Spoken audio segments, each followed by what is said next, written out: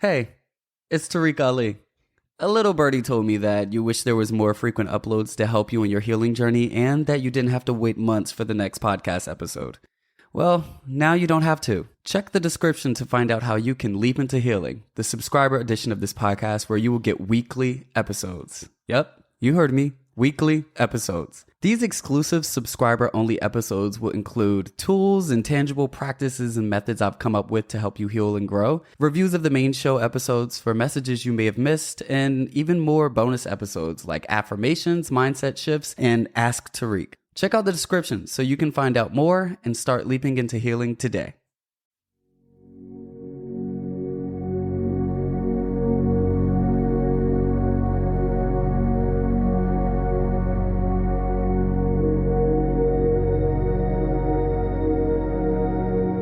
Hello, beautiful people. Welcome back to That Conversation, a podcast where we have the hard conversations that help us grow. It is me, Tarek Ali. I hope you're feeling good. I hope you're feeling happy. I hope you're feeling at peace. And if you're not, well, maybe that's why you came here. That's fine as well. Allow yourself to feel, allow yourself to be where you are. Make space for yourself. Now, today's episode is not a full episode. It's going to feel like a full episode. You're going to get the same feeling that you do from the other ones. But this is actually a part of the last episode where me and Christian were sitting and talking, and we were celebrating and talking about the big yes. So if you haven't listened to the last episode, you should go listen to that. But at the end of that conversation, I actually answered some questions, and I answered them very thoroughly, and it added a good amount of time onto the episode, and I thought that these questions really stood on their own. So some of the things we talk about in this episode include feeling like you're going off of course and feeling like you're not achieving what you should be achieving at your certain age. We're also talking about making friends and how that's different from when you were a teenager and in your adulthood, and the different things that I do to make friends and just how you can attract more friends in your life. We also talk about juggling a lot of your different interests and career paths. So a lot of people right now are in school or they're working a job, but they want to do entrepreneurship or they want to create content. And this specific person that asked this question, they're in school and they want to have a social media career. They want to influence. They want to be an entrepreneur, and they're struggling with navigating that. We also talk about that. We also talk about overextending yourself for people that you don't feel like are pouring into you. A lot of times we give so much love, but the same people that we're giving all of that love to, we don't feel any of that love in return. And I'm talking about how I navigate that and where I am in my life with, dealing with that, because trust me, I have had my fair share. That's just a few of the questions that we will be talking about today. Please make sure that you subscribe, you rate, you review, all the things that you could do to support me, share this podcast. I thank you for being here. And yeah, we can get right into the episode. All right, let's get into the questions. Okay. So, the first question, I feel like we kind of talked about it, but it just says, just one question. How did you do it? I'm dead. I feel like I'm going off course and not achieving what I need to be at a certain age. Ooh. So I didn't read the questions. I just put them on paper to give to Christian. I let him pick. But first of all, I think you should watch my video, Why You Feel Like a Failure in Your 20s. That one. Yeah, I really think you should watch that. It talks about not feeling like you have enough done at a certain amount of time. And, all of my friends are doing this and they're 21 and I'm 21 and I'm like here. First of all, comparison is the root of all evil. And you have to understand that we all, and it sounds, like cheesy motivational stuff, but like sit back and don't even think of it as like an affirmation. Think of it as like a fact. Like when I'm saying this, I'm not trying to make you feel better. Like listen to it as the truth. And I have to preface with that because sometimes I even have to do that. Like when people are affirming me, I know they're affirming me. So like even like when I was like bigger and people are like, oh, your body looks, I just know you're trying to affirm me. So I wouldn't accept it in the same way. So when I say this, don't even take this as an affirmation. Our journeys are literally all different. Like literally, we all pay a different amount for tuition and loans. We have different jobs. We have different brains. I have ADHD. Christian does not. It's just, we're all so different. We have different passions. We have different families, different resources, different privileges, different skin, different, like everything's different. So, and all of those things affect how far you do and don't go at a certain place based off of the tools that you were given. Some people are given more tools than other people in terms of emotional, how to deal with your emotions, how to go to college. I was first generation.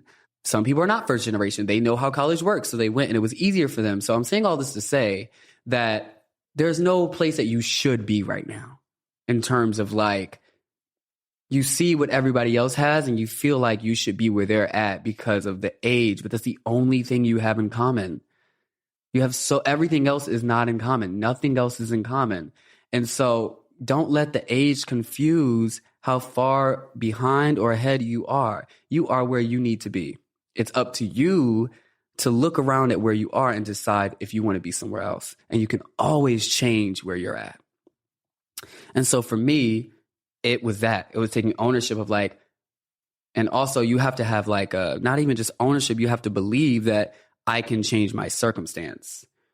And not even for the better, you can change your circumstance for the worse.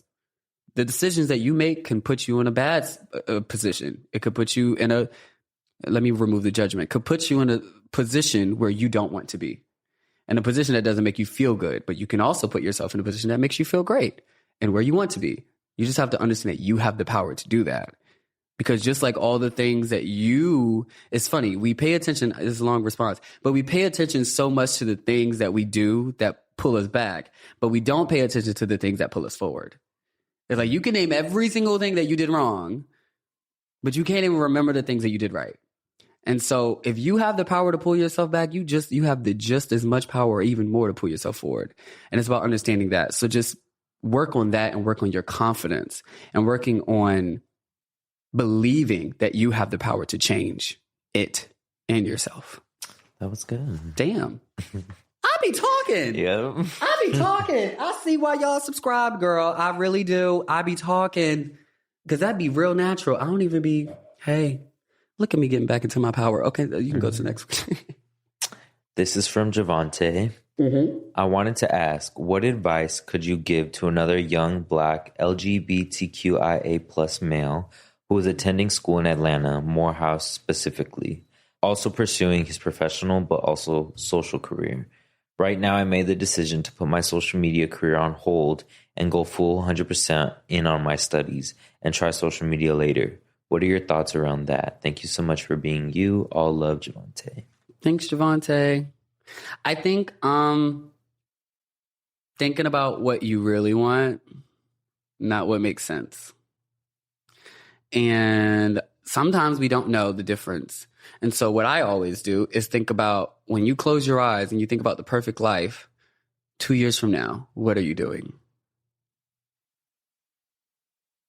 I think I wanted everybody to do it in that moment. That's why I stopped. But, and I want you to, the first thing you thought about, right?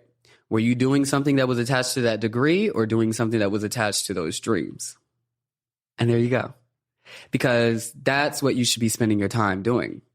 That's where you should put your focus, because you're going to put all your focus into something that is driven by your fear of shame, rejection, and judgment by friends, family, society, whatever. You're going to spend your time because you're trying to avoid those things, right? And maybe it's sometimes you're not in a good place emotionally. It's like, I want to feel love. I want to feel accepted. I want to feel these things. And don't judge yourself for that. We all want to feel that. And a lot of times we don't get a lot of that in our lives. And so what do? We do the things that we know will get us that. And for a lot of us, especially people of color and Black people, the most place we get that from, I don't know if I said that right, is our family. And a lot of times our families pressure us to do those things. And if we don't do those things, we get all the things we don't want, which is shame, judgment, like all of those things, right? So we do all of these things to get the things we need emotionally. And so that's why everything is driven by emotion. I'm telling you, that's why I study, like Brene Brown really, I love her. I will always give her her flowers. She's helped me on everything is about emotions. That's the only reason you do the thing you don't really care about. Is because other people will give you shame and all of those other things if you don't do it. And those probably are the people that give you all of that. So I want you to sit down and I want you to write, if you didn't do the degree, what what's the consequence? What are you losing? Are you losing acceptance from your family? Just think about all of those things, and you'll start to see why you're doing those things. And then before you even try to push yourself, let it sit. Come to an acceptance of that with no judgment. And when I say that, remember, judgment is adding right or wrong, good or bad.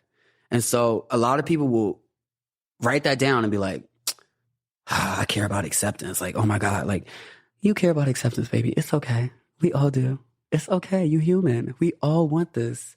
Stop making it like a thing where you're like less than or not good as or not as confident as somebody. We all want it. So first accept it, and then you'll get to a point of like, I want all these things, but I want to do what makes me happy. And I want to be with people that make me feel these things while I'm also doing what makes me happy. And so I think that's my real word, because for me, I was spending so much time on like school. And I mean, I'm a type of person, if I start something, I'm going to finish it. I just couldn't see myself dropping out. And I also love learning. And then also I had a full ride and it was paying my bills. So they, so it was a tool. I was using college as a tool to pay for my bills. And then I spent all my extra money on like YouTube stuff. So I used it as, it was a job. School was actually a job for me. It was really a job. It afforded me an apartment where I could film my videos. I just had to spend all my time doing college stuff, but I had 3 days out of the week. It was a hustle. So you just got to look at your factors like that. I'm not saying cut it out completely. Look at how it can help you. Use it as a tool. Use the things in your life as a tool to bring you happiness. And I hope that helped. Yeah. Hey, it's me again. I know you're enjoying the show, but I want to keep it ad-free the way it's been. That's the way it should be. And when you subscribe to this show, you're not only supporting your own healing journey, but you're helping us produce this show so that we can continue healing millions. Check out the description so you can find out how you can leap into healing and subscribe to the show today. Yeah. The next question is, making friends is far away different than from when you're a teenager or a child. So how do you go about it when you're adulting? Oof. So I just came to this. I've lost and like I said in my last episode, I lost 4 or 5 plus friends this past couple of months. And I understand that it happened at that time because of everything that's happening right now, right? It's so funny how God, that's how you know something big is coming, is when he get all these people out your way. But I realized that before and I made space for myself, and I have grace for myself because I know I needed, like I just was talking, it was crazy. I needed acceptance, and I wanted to feel acceptance. I wanted to feel wanted, and I wanted to be validated. And by people wanting to hang out with me or be with me, I felt validated. Like, oh, I'm not a reject. Like, people want to be with me. And that was because of how low I was these past 2 years.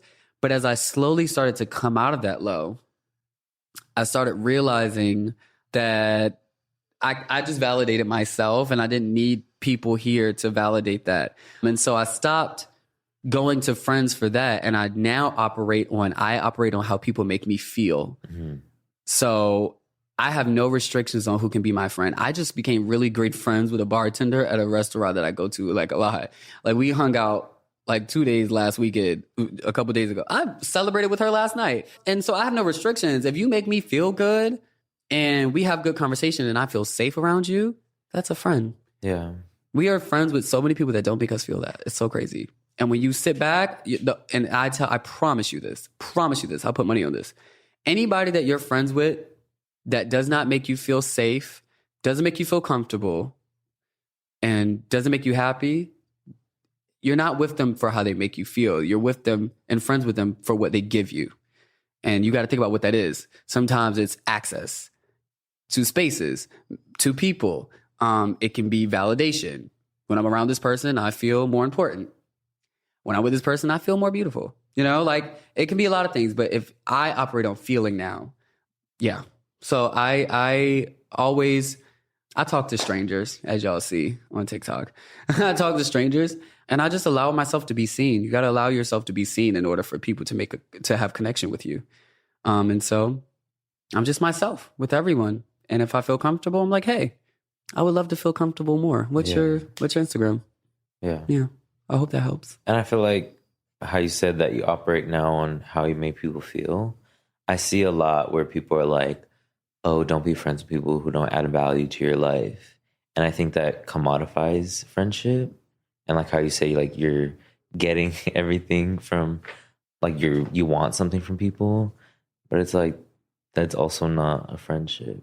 I think it depends on the person saying that, because I've said that before. Mm-hmm. And when I say value, I mean the relationship being valuable. Okay. And meaning that person is valuable to you. And what makes someone valuable is they add to your life, meaning they add happiness, mm-hmm. they add fulfillment, they add safety, they add comfort. Mm-hmm. If they don't add anything but stress and suffering, they have no value to you. Yeah. They literally deteriorate you, adulterate you. It's bringing you down. But when people add value, people that make you feel good and comfortable, you express yourself more, you talk more. They're adding value because your value is even growing. So that's why I say it. But some people say it in more of like if you can't ask your friend for $10,000, why they your friend? Ooh. I hate them videos, girl.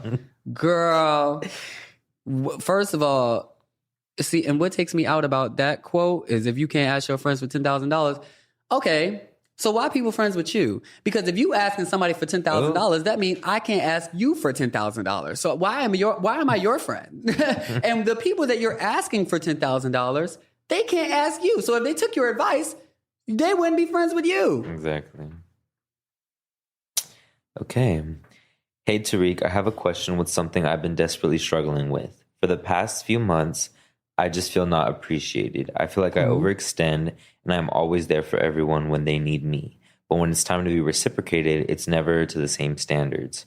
I try to set boundaries, but it's hard because I'm a lover at heart and hate that I have to try and love from a distance when I just want to love. Aww. Babe, I've been going through this heavy.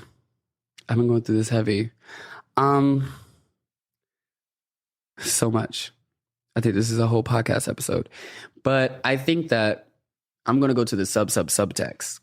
You got to stop. How about this? Pull back from the people right now. Pull back from those people that's hurting you, what you're doing for others. And I want you to pull back and I want you to look inside of you. And I want you to reevaluate your value. Because I think what really helped me with this was reevaluating and relearning my value. And what I mean by that is when I started protecting myself and showing up for myself and building a relationship with myself, I started loving myself more. And when I started loving myself more and my inner child too, I felt the need to protect them more. Mm. And so when people didn't treat me right, adult me would push the little kids in me. No. Because y'all not about to do this to them. Because, like, we can protect a friend like that, right? Like, if I see somebody taking advantage of Chris, I'm be like, no, because he just did that. But we could do that for friends, but when it's us, we overextend. So what I do, and I'm writing this book about this, is really seeing your inner child as like another entity.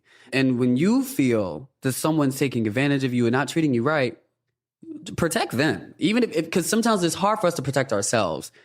Think about it like you're protecting your inner child. And think about you when you were inner child and you were sad, like that sad moment in your childhood, right? Protect them. And when I started loving myself and understanding that I deserve to be protected, the thing is I was waiting for everyone else to protect me. But like when I realized like, oh, I can protect myself.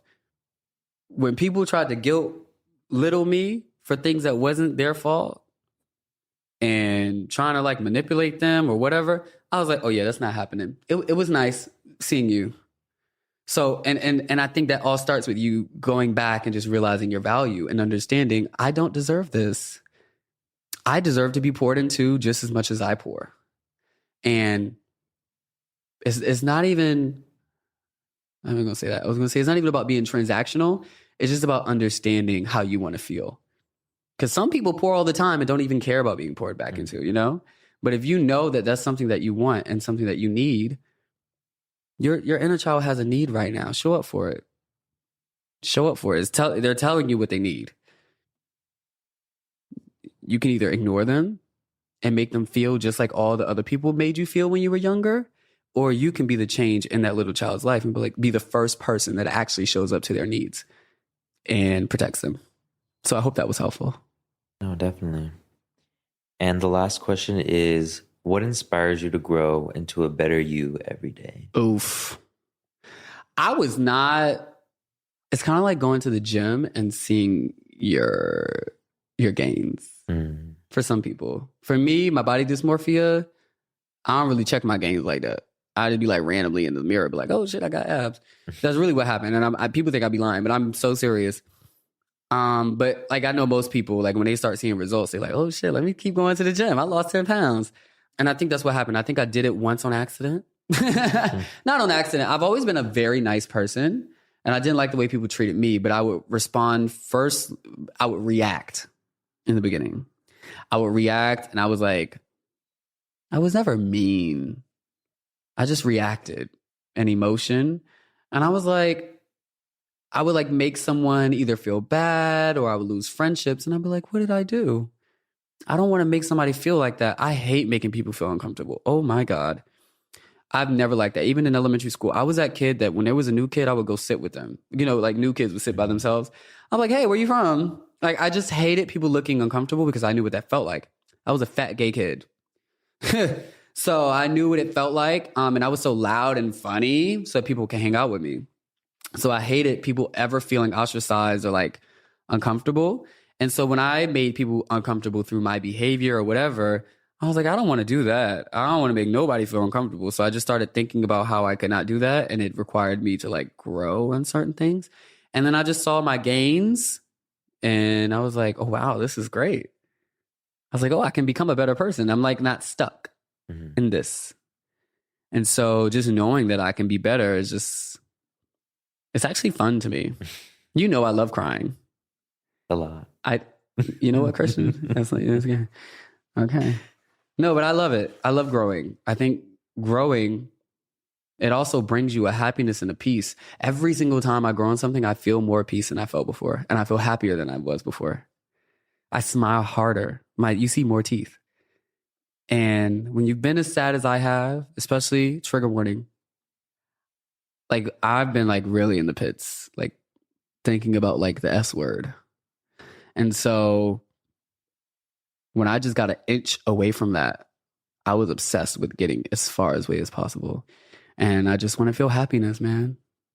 And the best way to feel happiness is to grow mentally, emotionally, all those things.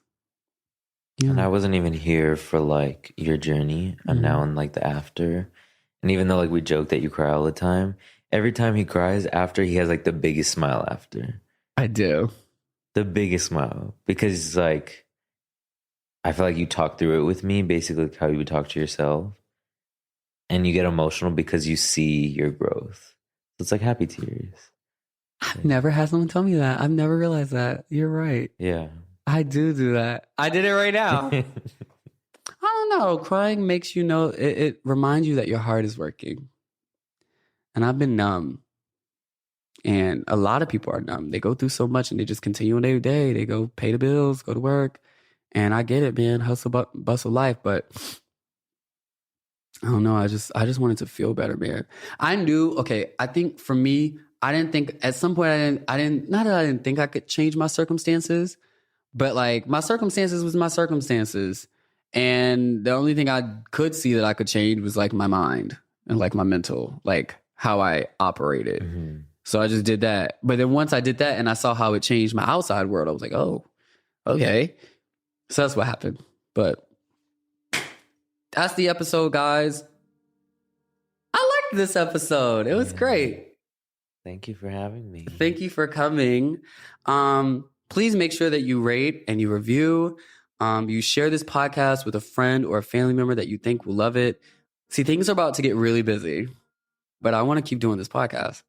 So I'm excited about that. And I love that like I'm like taking people on the journey. I didn't even like plan to do that kind of, but like on this like screenwriting journey, like, you know, like all of it. Mm-hmm. But I'm just happy. Yeah, man. I hope you guys enjoyed it. Do you have any closing remarks? No, just thank you for having me. Keep following him because, again, like you said, things are going to be picking up, but a lot of great things are going to be happening. Yeah. And so, yeah. A little congratulations. I got you a little treat. Oh, you did? Yeah. I hope this isn't chocolate. No, it's not. Okay. but it's just a little dessert. Oh, it's because it's French. Is it? Oh no, you just got this is a Cuban restaurant. It's Cuban? Yeah. Oh, I just saw a tart. Thank you, babe. Are you gonna eat one? Sure. I'm like, it's 3. You knew you was gonna eat one. I'm dead. Look, guys, this is so sweet. I hope you put this on the business card. No. You don't gotta pay for this. It's a little gift. It's congratulations. Thank you, Christian. I need to give you a gift. You were part of this as well. One of the tarts. We'll celebrate together. Yeah, that's it, guys. I thank you guys. Thank you to Christian for being our first guest. We're going to keep having guests. Let me know. Give me feedback. What you think, what you would like to hear, what you would like to see. And yeah, any guests that you would like to see, DM them. Tell them, go into Reek's podcast. Help me out here. But yeah, have a great day, guys. And I love you.